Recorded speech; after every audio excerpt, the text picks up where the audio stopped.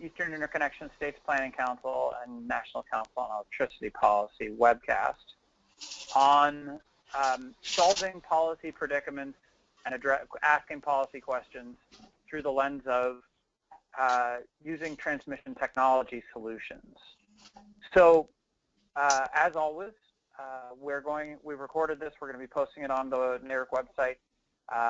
Y'all, as always, are on mute for now. If you're interested in asking questions, we encourage that. There's a questions function on the webcast software that's on the right-hand side of your screen. Go ahead and ask those questions. First of all, I'm joined today with a co-moderator, Jan Brink, who has been who's been directing the Eastern Interconnection States Planning Council. Jan, are you there? I am. Thank you, Miles. Hi, everyone. Hi, Jan. Thanks for joining us today. Jan's going to help me out with Q&A at the tail end of this thing. Today, we are joined by two really interesting speakers, and I hope y'all will get a lot out of what we're going to explore on today's Brown Bag broadcast. The first is Evan Wilcox, who is with American Electric Power, which I'm sure we'll hear more about what that company is and does, but it's either one of the biggest or the biggest power company in the United States and serves customers in several geographies around the country. I am going to turn things over to him and to Tom to present together. He's the Director of East Transmission Planning at AEP and oversees all their transmission planning and project development functions for the 7 states in the PJM region. And he's well educated at Ohio State University and Capital University, and is a registered PE in Ohio. The other person we're going to hear from to help us walk through this today is a guy who I'm really, really thankful and lucky to call a friend. Representative Tom Sloan's been in the Kansas State House for a couple of years. He's going to be doing his 22nd year in the Kansas State House in January, and for my money, we should, if anything ill ever befalls Tom Sloan, we should stuff him and mount him on horseback and continue to have him make good policy there in the Kansas House of Representatives. He's been advising the DOE's Electricity Advisory Committee, the Gridwise Architecture Council, lots of work with the FERC, lots of work with the National Conference of State Legislatures and the Council of State Governments, and is a longtime advisor to me and on how the political side of the world works, and asset to those of us who are interested in good policy making here. What these guys are going to help us walk through is we're going to start with this presentation and have them give us a little bit of a tour, and then we'll have time for some Q&A. The problems that legislators and other folks who are in the kilowatt geek space and policy, some of them are pretty straightforward. Some of them have to do with good communication, good public involvement, good transparency, really great new technologies, cheaper gas, better technologies, lowering rates, better service, more vaccines, etc. But there are a couple monsters out there in the landscape. Siting and cost allocation are two of them. There are other things out there that when you raise those topics with folks who've been doing this a while, their faces turn, they try to back quietly out of the room. And part of why we decided to explore this topic today was that AEP and some of the other companies out there have been trying to look at the question of what do we do to solve some of those problems, or how do we add more arrows to the quiver of solutions to those problems that arise out of technology. Sometimes technology helps us. Sometimes new technology and R&D and the like helps us fix those things. And sometimes you can put yourself inside a new box, in a different box, if you find yourself trapped inside an inescapable policy problem box. So today we're going to have Evan and Tom walk us through how we go about advancing transmission and distribution technology in ways that help us get better efficiency, more reliability, improved resiliency, and ways that deliver better public value to ratepayers, and help us kind of sidestep some of the tar pits that if we can avoid walking into them, we should. So with that, Carrie's going to be driving the slides for us today. Tom, Evan, let me turn things over to you. Thank you, Miles. This is Tom. And Carrie, if you'll hit the slide. Go to the next one. All right. This is what Miles referenced, and those of you on the call who are commissioners and staff are even more familiar with, that we're concerned about cost and system reliability. We're concerned about the aging infrastructure, again, which is an efficiency, inefficiency, as well as reliability function. Crowded utility corridors. For some of the eastern corridors, this is a major issue, but it also applies to rural areas where you've got view sheds that people want to protect. Next slide. And as we look at the impact of the Clean Power Plant rules, customer demands, the need for both generation and transmission, hopefully the economy continues to improve and we have increased industrial demand. We also have to deal with the cost of this power. And again, you know that far better than I do as a state legislator. Environmental protections cost money. Generation shifts cost money, even if you're not talking about stranded investment. Technology always costs more than the previous technology does, new technology. And you have just the general utility operating budgets pressures, where workers want to have raises and insurance continues to go up. Next slide. And so we're going to focus on how technology may be able to give you some more tools or arrows in the quiver, as Miles said. How do we have more efficient delivery of electrons, reducing line losses, increasing generation efficiency? More efficient use of rights-of-way. I mean, getting a new right-of-way is almost impossible today. So how do we use the ones we've got more effectively? How do we address the political issues that we didn't have to deal with 30 years ago, or in some cases 10 years ago? Viewshed objections increasingly become prevalent.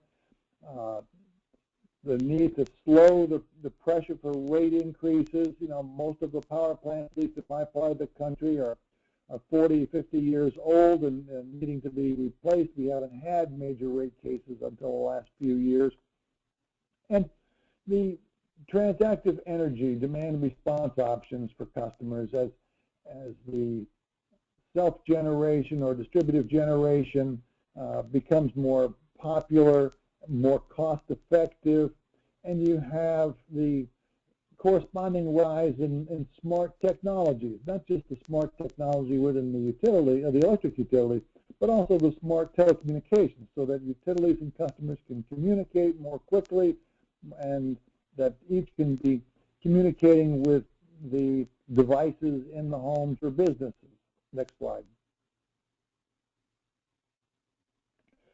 So again, as we look at the integration of the distributive energy, as we look at energy storage becoming more relevant, I mean, while Tesla has not created really new technology, they have legitimized storage in the minds of a lot of consumers. And presumably costs will start to come down, and you as commissioners are going to be dealing with how do you maintain the integrity of the grid and the financial integrity of the utilities while we have more and more people moving to self-generation. I find it ironic that we had their own power needs and served with candles, rail oil, other things. We then began to build utilities that became the central stations, and we wired everyone.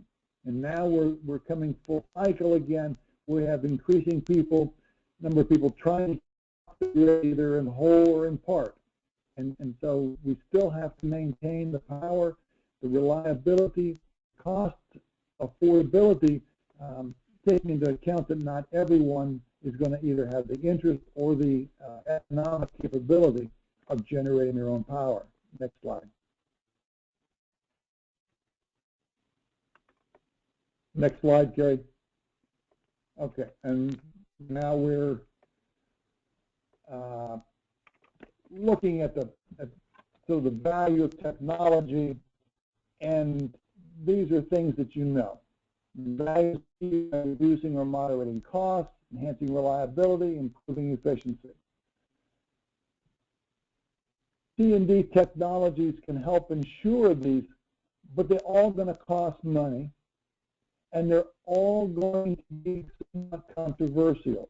In some cases, you're going to be confronted with a request to approve a new technology that hasn't been used before. There isn't a track record, and you need to decide what the risk is to consumers versus the potential benefits. So, as we look at renewables, both the utility scale and the need for transmission for them, and the distributed generation, how do we deal with the line loss potential? How do we deal with making sure that rates are fair to those who are self-generating and those who are not, those who are going to be maintaining the grid anyway? Next slide, please.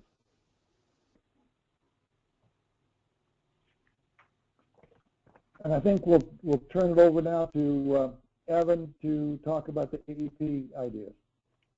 Thank you, Tom. Jan, could you go back just a couple of slides real quick to slide 8? So for those of you on the phone, many of you are probably familiar with AEP, but for those who are not, obviously we're a fairly large utility. We have just shy of 5.5 million customers over 11 states.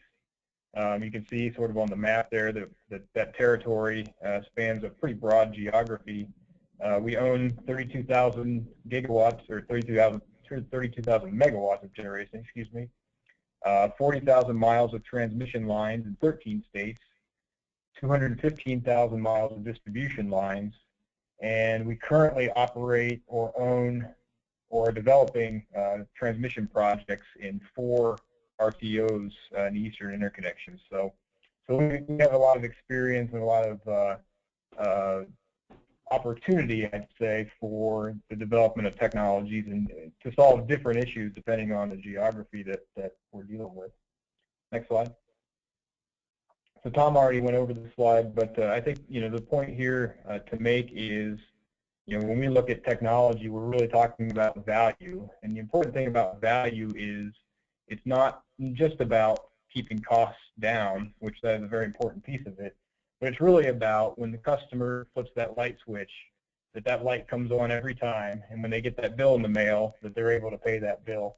And us as utilities, our job is to make sure that we do the things that we need to do to insulate those customers from the impacts of all the various changes that are happening in our industry.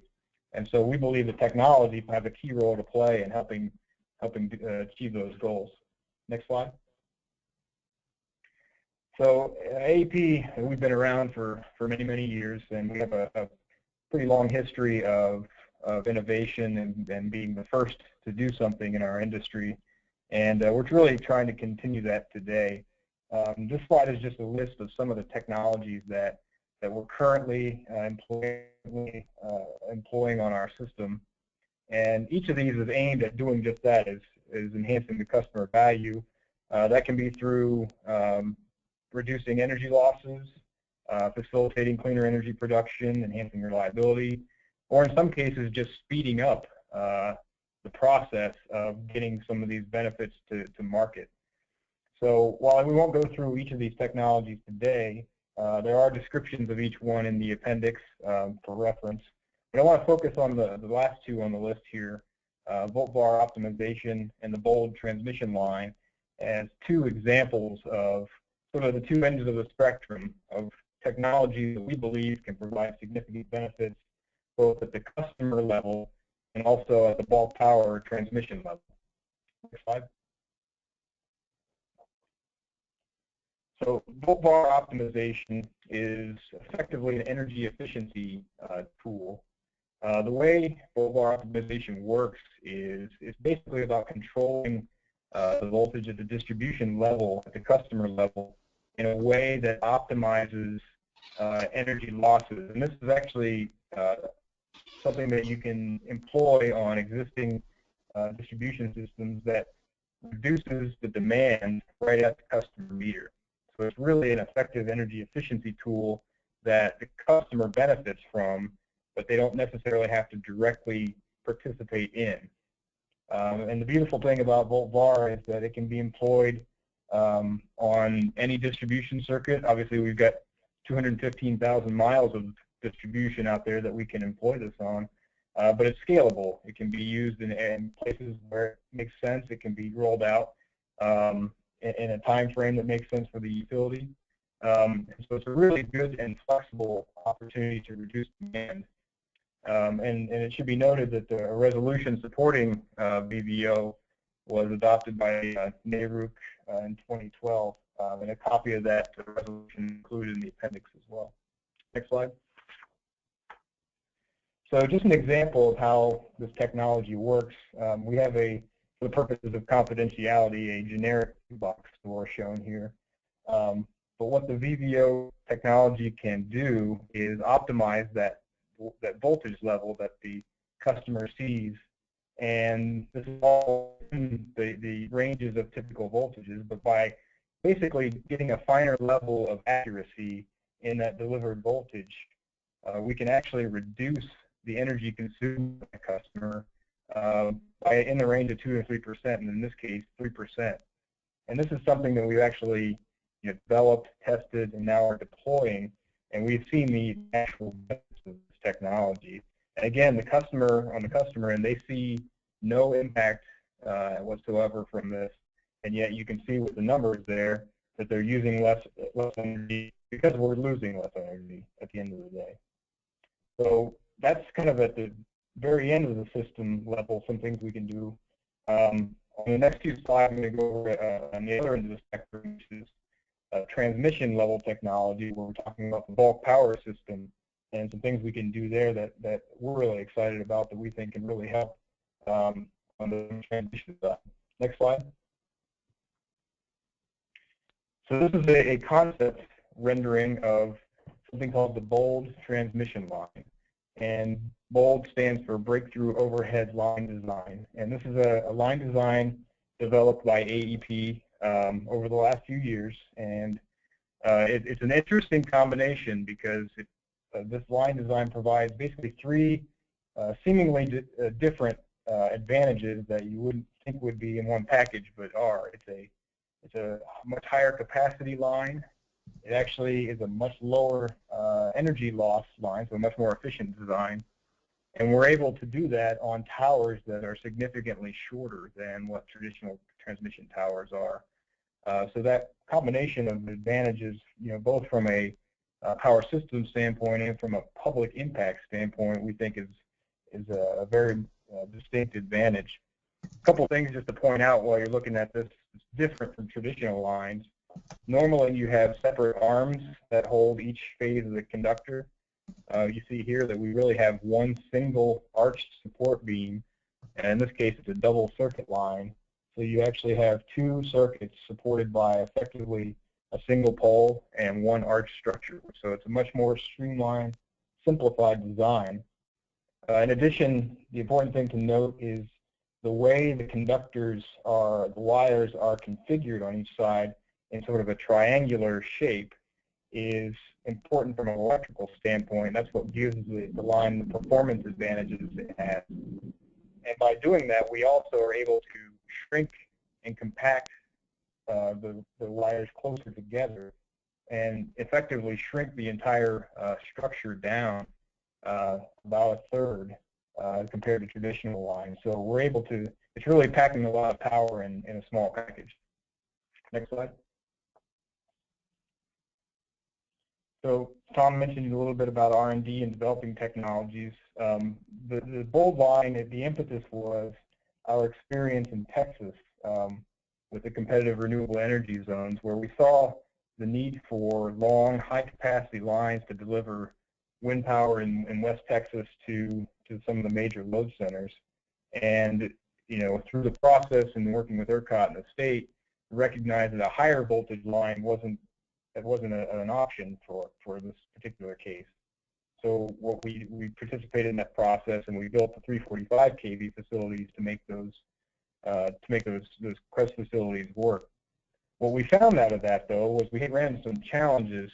We had to install some special equipment, known as series capacitors on those lines, and those series capacitors have an interfering effect with wind farm operation. So interestingly, the facility that we built specifically to integrate and deliver the wind power had some technical issues that actually created problems for the wind farms that, really wasn't something that was well known at the time and not something that we had much experience with.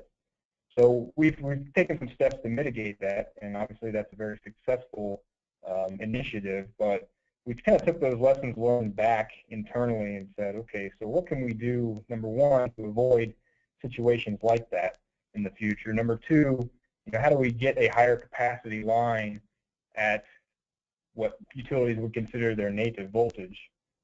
And number three, in general, can we build a better, more efficient transmission line that aesthetically is a little bit more easier on the eyes or has a little less public impact? So we spent about 3 years in developing the design, but also testing it. And I think that's an important point, is we actually had to build one of these. We had to partner with some of our vendors to, fabricate and put some of these structures up so that we could do all the electrical testing, the structural testing, to make sure this thing works. And as a result, we've been awarded, we have 7 patents awarded and 7 pending in the U.S. and around the world for this particular design. So it's been a real success story. But it should be noted that we had to take a lot of steps. It took a lot of time and effort to move something that's just a concept into something that is in reality something that we can deploy on the system. Next slide. So some of the advantages to illustrate, we've developed this line designed for applications at 345 kV and 230 kV. There's about 125,000 miles of lines in the U.S. So we think that as utilities are rebuilding these systems, that this line can provide a lot of advantages that make a lot of sense. As this diagram illustrates here, at 345 kV, the bold line, which is shown on the right, can carry as much power as 3 traditional single circuit lines. Bold being bold circuit tower, compared to a traditional tower, can carry 50% more than that traditional double circuit tower. So each of those single circuits is about 1,400 megawatts of capacity. The double circuit line would be double that, 2,800. And bold can actually carry 4,200 megawatts in the same right-of-way as a single circuit line. And at 230 kV, the advantage is actually higher. We can actually get 60% more capacity out of the same corridor than we could with traditional designs. Next slide. So not to pick on New York too much, but we did have the opportunity to model the bold line in some studies that we've done with a line in New York. And this is sort of a confusing graphic, but I want to point out what we did is we modeled a rebuild of an existing line that runs from upstate New York to down towards New York City. And we modeled a typical line and then the bold line to see how it would perform. And what we see in actual analysis is about a 400 megawatt, which is about a 42% increase in power carrying capability through that corridor. So if you went back and rebuilt that line with traditional means versus bold, you'd actually get 400 megawatts less out of it. So what this shows you is that there's a real opportunity to use a design like bold to reduce congestion on the system while having best use of right-of-way and some of those other advantages that you get. And we could actually model it. We can see it in real life examples that this does work. Next slide. So we mentioned the aesthetics and the tower height. So this is just a tower comparison with a graph overlaid with it. And what you see is towers at 138 kV, 500 kV, a traditional 345 kV like we built with the CREZ projects, and then the Bold tower. And you see that Bold is actually about a third shorter than a traditional 345 kV tower, and is actually shorter than our typical 138 kV towers that we normally build. Yet you can see it can carry significantly more power, and this is a 100-mile comparison. Over shorter lines, the number goes up, but it can carry significantly more power even though the height is reduced. And through all the testing and development that we've done, it meets all the necessary clearances, safety standards, and all those kind of things too. So it's a really efficient way of delivering power, while at the same time, trying to minimize the visual impact that structures can have on the landscape. Next slide. So, and this is a little bit of a complicated slide as well, but over the years, there's been a lot of, and anyone who's gone through transmission siting understands the electromagnetic field or EMF impacts. And obviously there's certain standards and requirements that we need to meet at the edge of a right-of-way to site a transmission line. Well, the Bold line, by virtue of its design, can actually reduce that EMF by 50% at the same power carrying capability. So what that allows you to do is one of two things. Either you can transfer significantly more power through the same corridor and not have any impact on EMF, or if in areas where you have a tight right-of-way, or maybe you want to rebuild a line on a lower voltage line where you don't have as much right-of-way available, you can still meet those EMF requirements on that shrunken right-of-way. So you actually have the ability to use less right-of-way than you would traditionally because we're able to keep those levels down. Next slide. So again, I'm picking on the state of New York, but I think it's a good example of why this makes sense. New York has some fairly progressive ideas on transmission, and are doing a lot to shore up that infrastructure. So this is just an excerpt from a policy from the New York Public Service Commission on expedited transmission line siting, and I'll just read it here. Basically, three things: the facility needs to be located within existing right-of-way. The facility would not be taller than those presently in the existing right-of-way, and the facility would not require expanding the width of the right-of-way or some de minimis change. That's exactly what this Bold line can provide: is more capacity without raising the height of the structure, without expanding the right-of-way. You can really get a lot more power through that. So this is the kind of design that really aligns with, I think, where we're trying to go, both from a system performance standpoint and from a public impact standpoint. Next slide. So this is just a rendering of a landscape, and again, 345 kV example, but this is just a visualization of how the two structures would compare, on a landscape. Obviously, most people would prefer to see no transmission line in their backyard, but if you're going to build a line, or if you're going to rebuild a line, what's the least impactful way we can do that?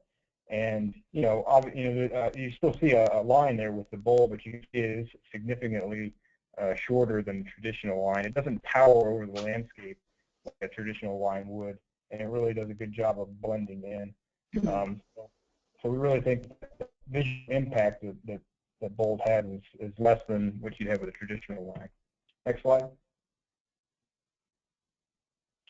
So we mentioned energy efficiency with the VVO, and obviously on the bulk power system, you're carrying a lot of power across these transmission lines. So there's a real opportunity to reduce overall energy losses on the system. And at 345 kV, the Bold design can actually reduce losses by 50% compared with a typical design. So just as an example, over 50 miles, if you were to build brand new, a new 345 kV design, traditional versus a 50-mile line of Bold, just assuming in an average year, not at its peak, but just over an average year, what that line would carry, you could actually save as much energy that could power about 7,000 homes each year just with the losses that you save with that new design. So if you think about what you can save on the distribution side with a technology like VVO and what you could save on the transmission side with a technology like Bold, we really have a fairly large opportunity to increase the efficiency of our system. And obviously, energy efficiency is a huge part of the Clean Power Plan, or at least the assumptions in the Clean Power Plan. And we can rely on consumers to help with that to a certain extent, but there's a lot of things that we as utilities can do to help that along as well. Next slide.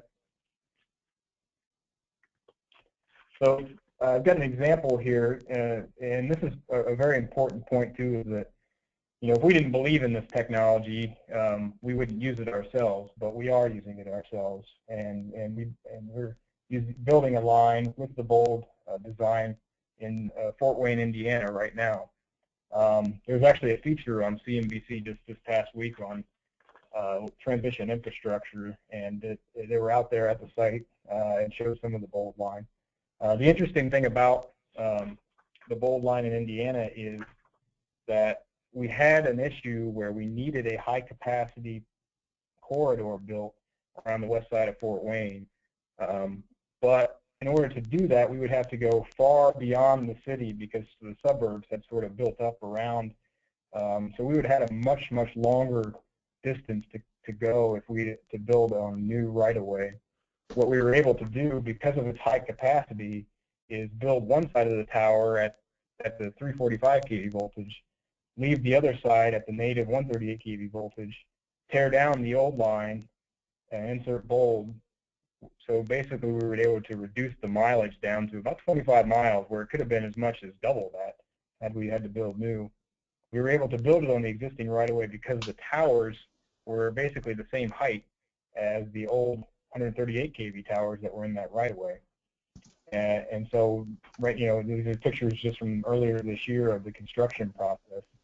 It's gone very well. Obviously, these are some fairly nice suburbs in and around Fort Wayne, and no one likes it when you're building a transmission line near them, obviously, but we've actually received good positive feedback from a lot of the public as a result of building this line. So we think this is just one example of an application where the design really makes sense.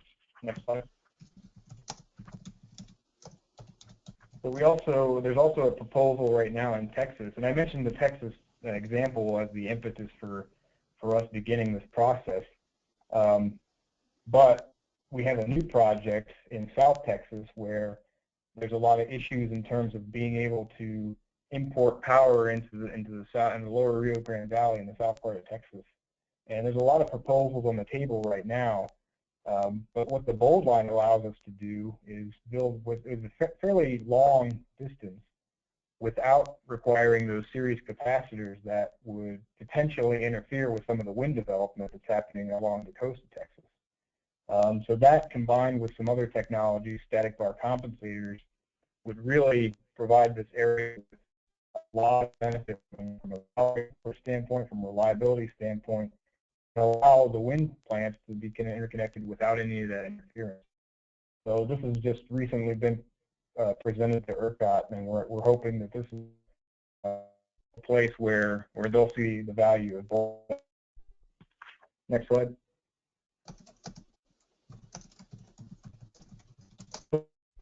I share the Bold technology. Obviously, we're really excited about it. Just an example that we build better facilities if we put forth the effort. Bold is not going to be the solution for every single transmission line out there, but we do think it represents a step forward for transmission line designs in general. If you think about it, a lot of what we're building today, and I say we because we're, everyone else, but a lot of the transmission lines being built today are just shinier versions of what we built 50 years ago. And really, to take a step forward, something like Bold it does take somewhat of a leap of faith. Demonstrated that it is possible. And we've seen and we've looked at, and the picture to the right is something that in Europe they had a competition to come up with a more aesthetically pleasing transmission line design. And up with, which is a picture called the T-pylon, which I think National Grid in the UK is building today. So this is something we have to consider is, when we're rebuilding transmission lines, what's the next generation of transmission going to look like? We do think it can be better, and Bold is an example of that. So why aren't the utilities using Bold? Well, frankly, we just started using it, so it hasn't been an available technology to date. And we're hoping that since we've gone through the process of developing the design, testing it, and showing that it works, that we can make this design available to other utilities to use, and we're hoping to see more utilities use it for their own systems in the future. And we're making the intellectual property available and out there in the market. So we're hoping to see other utilities adopt this and do something similar in the future. From the folks on this call, what do you need to think about when someone wants to consider something like Bold? Well, it's really just recognizing the benefits of something like this and making sure that we're encouraging, the utilities and the RTOs to consider, what's the best available technology that we can use from a transmission or distribution standpoint. And we see Bold as the best available technology at transmission. And again, it's not going to be necessary for every single project, but we really think it's a great, to use the same term, another arrow in the quiver, so to speak, that we can really make our system better as a result. So, next slide. So I'll turn it back over to Representative Sloan to close us out. Thank you. Carrie, next slide, please. And the following 3 or 4 slides are basically designed, hopefully, to stimulate the thinking of our regulators and staff that are on this call. And you've got to recognize, obviously, the increasing grid system efficiency, reliability, resiliency, reducing carbon emissions, all the rest of those things that are listed are what people expect. The customers, the financial community, the federal regulators, yourself, policymakers like me. And you know as well as I do, since we're both in the public eye, we can't make everyone happy. But by ensuring a well-performing grid, we can meet the needs of society. It may take some courage. It certainly will take interstate and state-federal collaboration. But this is the sort of the future, and it's possibly using technology a way to mitigate some of the problems that we've been experiencing the last few years. Next slide, please. So I encourage you to basically ask your utilities a series of questions. Does their planning process include specific technologies? 2 that were mentioned today were Volt-Var and alternative transmission structure designs. Some of us have seen live power reconductoring or the use of composite lines and other things. Ask them whether they are looking at not just best practices today, but what's on the leading edge, recognizing these lines are going to be there for 50 years probably. Ask your utilities if view shed and siding objections can be addressed through these options, whether at design of a transmission line or distribution line for that matter, will help to alleviate the pressures on having big lines, which are tremendously expensive. And then, ask the Department of Energy for assistance in developing the models or the modeling capabilities for your planning. The Department of Energy is not going to give you the answers for your specific question, but they can help develop the models, allow you and your staff to analyze options. Next slide, please. Again, asking the DOE to help development more effective, more forward-looking models to determine capacity needs. as we're looking at energy efficiency and distributed generation scenarios, as we're looking at more plug-in hybrids and the impact that's going to have. And then ask the non-regulated utilities to state the same questions. They have the same problems. While you may not regulate them, it certainly makes sense that you can be a resource for them. Next slide, please. NARUC has taken a big step, I think, by having this webinar that looks at just a couple of technologies. But there are others out there.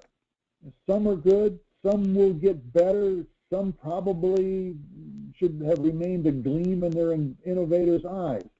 But how do we evaluate them? And I think that NARUC can help with that. So can EPRIC. Ask FERC and the RTOs to support and encourage deployment of advanced, more efficient grid technologies. Again, getting more power on a smaller footprint more efficiently is going to reduce costs to our consumers. And that's going to mean less hassles for me as an elected official, less hassles for the utility, and certainly less hassles for you as regulators. And then I'll put a plug in. Not every state legislator has an interest in electric issues or gas issues or water issues, depending on what you regulate in your state. So grow your own. Find the ones that are educable. Ask them to learn more and suggest how they can give you more flexibility in the statutes so that you can be more innovative as you look at rate design, as you look at determining over what frame of time investment should be recovered from. Next slide, please. And I said in some of my early comments, some investments in operating efficiency will have slower returns to consumers and utilities, but provide positive returns for decades. Make sure that you have the flexibility to look long-term and not just in the short term. And recognize that new technologies will not all deliver the full benefits promised, but that we learn from that. Hopefully we minimize the cost to consumers and all, but we have to keep pushing the envelope in terms of being able to make sure that the grid remains reliable, affordable, resilient, and increasingly the generation mix is responsible. Next slide, please.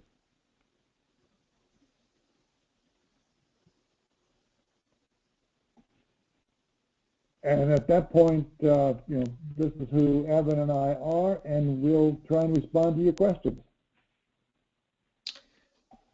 Well, thank you, both of you.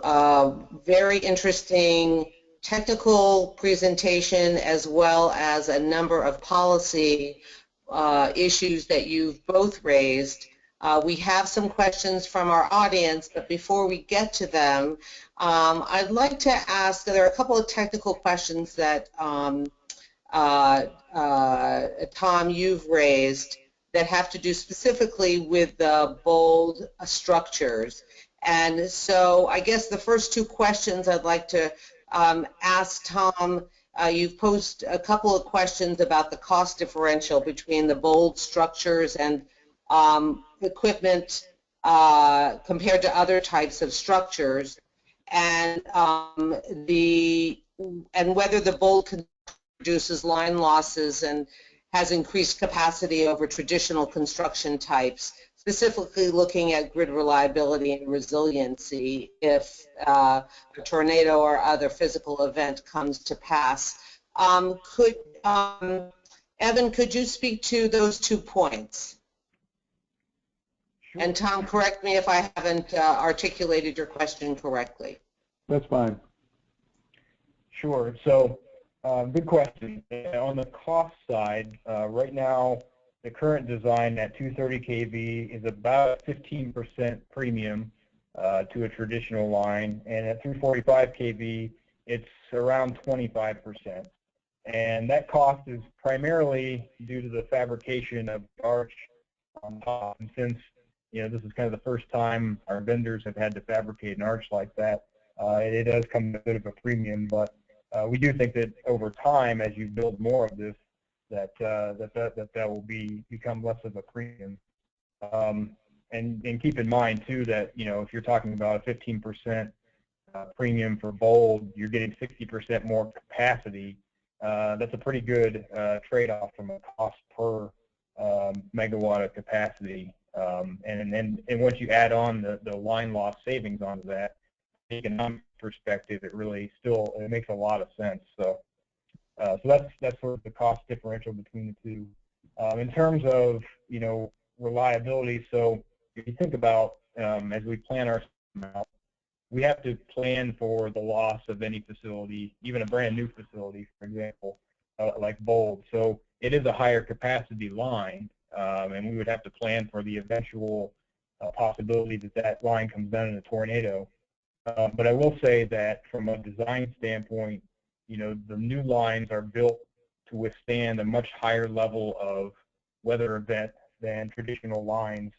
And the other thing is by virtue of, let's say you rebuild an existing line with a bold structure and you have that extra capacity available, if something happens to, down the road to the next line over, you can use that extra capacity to sort of absorb the impacts of that issue. So from a resiliency and reliability standpoint, having that brand new line and that's built to last, 50 plus years is a much stronger than what you would traditionally have. So with proper planning, it's a much better design from a reliability standpoint. Great, thank you. Any follow-up question from you, Tom? No, that's fine. Thank you. Okay. I have a question from one of our listeners, Chris Kasowitz, asking about the performance of live line maintenance on this bold structure. So maybe that's another question for you, Evan. Yep, and a great question, actually. So we've designed the line to be able to perform live line maintenance on it. We, at the moment, do not plan on doing live line maintenance, primarily because the spacing is more compact. So we've taken the necessary steps to put in the equipment on the towers and everything you'd need to do live line maintenance. But from a practical standpoint, we don't plan on doing that. Now, one thing that we can do, and we are doing actually, is developing the procedures as far as how to do that. So if a utility was interested in building bold and doing live line maintenance, that we have the step-by-step procedures available. The other thing to think about too is that by virtue of, you can build bold as a single circuit or a double circuit, but the design that was shown in the pictures there was a double circuit design.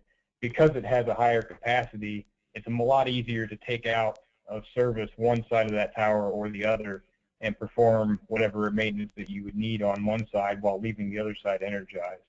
So that's what we plan to do on our system.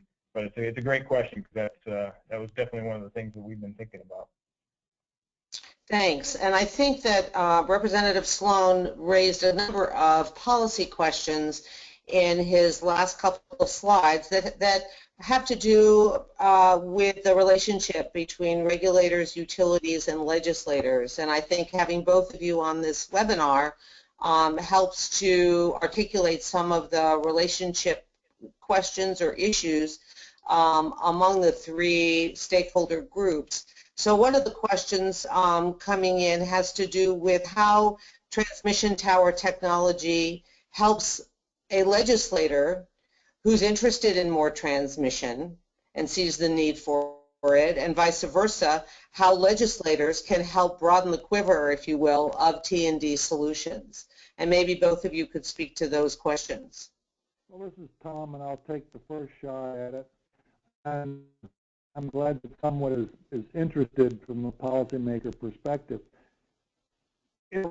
What I generally hear are two things. One, transmission or generation is ugly, and so if you offer them something that looks better and is more efficient and reduces the need for some other line, and that you can build under existing structures so that you're not disrupting the delivery of power today, then I think that most reasonable constituents are going to see this as an advantage.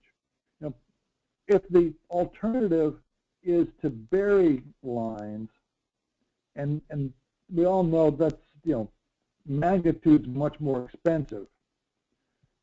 I'm seeing this as a potential way of mitigating the public opposition. Not going to go away entirely, obviously, but you can try and deal with them. And then the second part is, my response is, make sure that the commissioners have the capability of not taking the least cost option today, but to look at least cost, most efficient, or whatever options over the life of your investment, so that if you have a transmission line like this that may be a little more expensive to start with, notwithstanding the fact you get more capacity and such at the same time. But if you can prorate those costs over 30 years instead of over 5, then the cost becomes negligible and the benefits clearly become more visible. Thanks. Evan, did you have an answer, a question, some thoughts about the question posed? No, I think Tom said it very well, and I'll just point to what the state of New York has done, with trying to encourage utilities to think about things like this. So policies like that will help incentivize in some way, shape, or form utilities to think about what matters to their constituents. So I think Tom hit it right on the head, and I think there are some examples where in some places they're trying to do just that. Exactly. Another question on the policy side of things from Lauren Azar, former commissioner from the state of Wisconsin. So the adoption of new technologies, I think, is now fairly well understood and needed. AEP, her thought, is in a league of its own, a leader in the field, but there are many other utilities that are smaller and perhaps not at the front of the pack.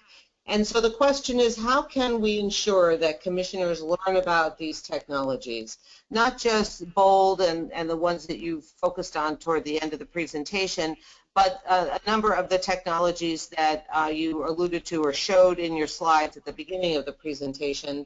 How can commissioners learn about these technologies and do so and make decisions about them in a collaborative way with utilities and other stakeholders? Hi, Lauren. Good hearing from you. I think that's where the suggestion that NARUC have some workshops at their annual conferences, maybe bring in some utilities, the AEPs, the Dukes, the big fellows that have the resources, that do the research, bring in EPRI, but then bring in some of the smaller systems that will be followers and should be followers, but also have more discussion within some of the industry publications. I mean, Energy Biz historically has had CEO roundtables. Maybe this becomes a focus, and again, testing or model development by DOE and the national labs, so that, so to speak, is that good housekeeping seal of approval, and the risk of a commission suggesting or requiring a new technology be used is reduced. But I think a lot of it comes down to just educating. We both know that commissioners' life expectancies in that role is relatively short. So I think NARUC has a major role. I think DOE has a major role. Evan, your thoughts? Yeah, I agree. I think education is the key, and I agree also with the comment that a lot of utilities have a lot of good, even smaller utilities have a lot of good ideas out there. Culturally, I will say that typically the folks that are out talking and educating about new technologies are the people who are selling the product. It seems like, and for utilities that historically we haven't been in the business of necessarily developing a technology and then trying to get others to use it. It's been a lot of developing the technology for ourselves or for our own use, and so I think it's inviting those folks that have those ideas out to some of these events and encouraging them to let the folks that in the industry and others know about those ideas, so that it's not necessarily that they're going to sell their technology to others, but it helps get those ideas out in the public and get more traction for their ideas. And so I think the education part works both ways. It's we need to be willing to go out and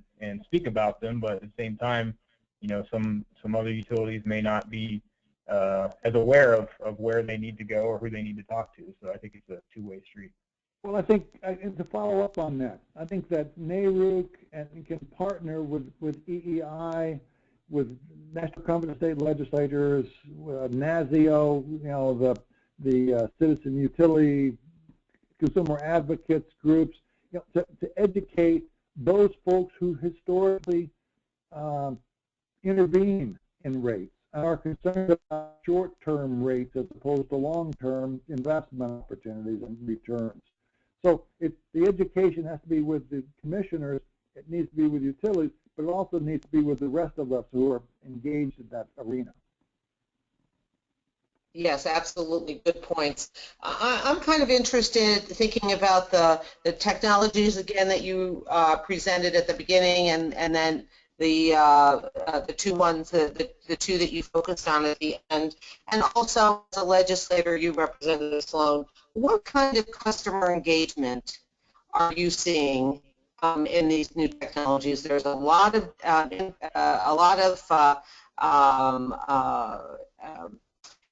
discussion out in the marketplace about customers having control over their energy usage, being interested in these new technologies and really taking hold of them.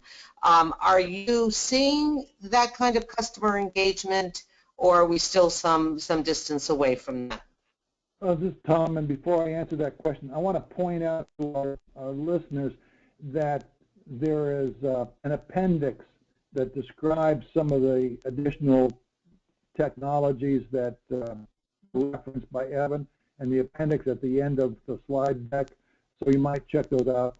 Then in answer to your question, Jan, what I find, of course, is we have a small percentage of people who are at the cutting edge of any new technologies. I mean, they want the newest iPhone, they want the newest, type of refrigerator that talks to the hot water heater, but that the majority of customers aren't there yet. And more importantly, they're going to be phasing in their adoption. You don't go out and replace your furnace, your hot water heater, your air conditioner, your toaster, and all the rest of the stuff willy-nilly. You wait till they die, and so the transition will come, but it'll be slow. Evan, your thoughts? Yeah, I mean, of course, I'm on the transmission side, so the engagement from the end-use customer, when we typically see the end-use customer when we're trying to build a project and we're holding public open houses and those kind of things. But right. But I do think that's getting the feedback through forums like that are what leads us to develop things like the bold line design. I mean, no one, again, rarely will anyone tell you they want a transmission line built, but if you could show them that you're doing things to help mitigate some of those concerns, I think it's a real positive. So, again, from our standpoint, whether they think that they have, the level of control over their usage and those kind of things, obviously as utilities, a lot of that is, it's our responsibility to make sure we're building the best and most efficient grid that we can. But I think the fact that we are showing that we're listening to some of those concerns will help move some of these things forward. Agreed. I'd like to note also that you spoke about the appendix materials. The presentation and the appendix material will be posted on the NARUC website after the program, probably early next week.